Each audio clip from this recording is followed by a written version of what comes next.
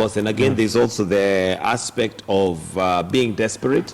And sometimes there is a school of thought that sometimes poverty is intentional because that keeps you at the mercy of the taskmaster.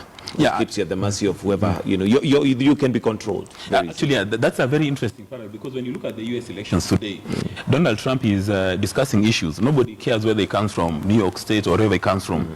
People are really debating issues. And one hopes that one day when Mr. Raila Odinga or the president speak, we'll be looking at issues. That you don't look at Mr. Raila Odinga as a Luo man. You don't look at President Kenyatta as a Kikuyu man. Correct. But you look at the issues coming out of their policy papers.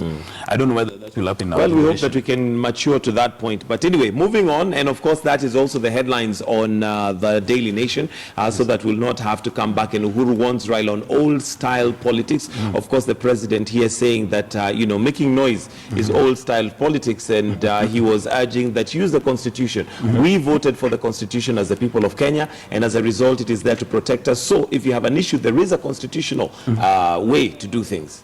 Mr. Raila Odinga says that ideally he would have gone to the National Assembly, but he fears for the tyranny of numbers, that Mr. Dwala and company would be given instructions on how to proceed with this matter, and God will not stand an opportunity. That's why he says that they want to do these mass demonstrations, mass action to force out IEBC, which in itself is an illegality. So then it means at the end of the day, the president must call court, have a round-table conversation with Wanjiku's interest in mind, not their selfish interest.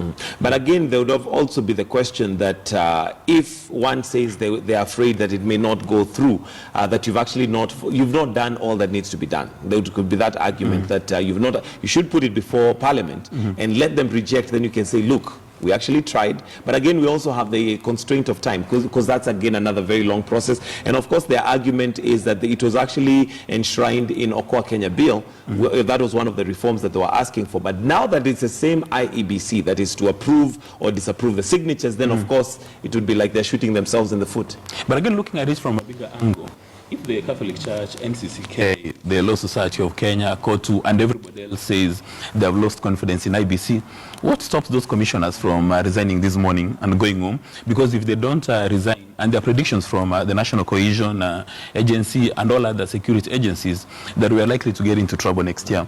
So why should an entire nation of about 45 million people be held at ransom by 9 people?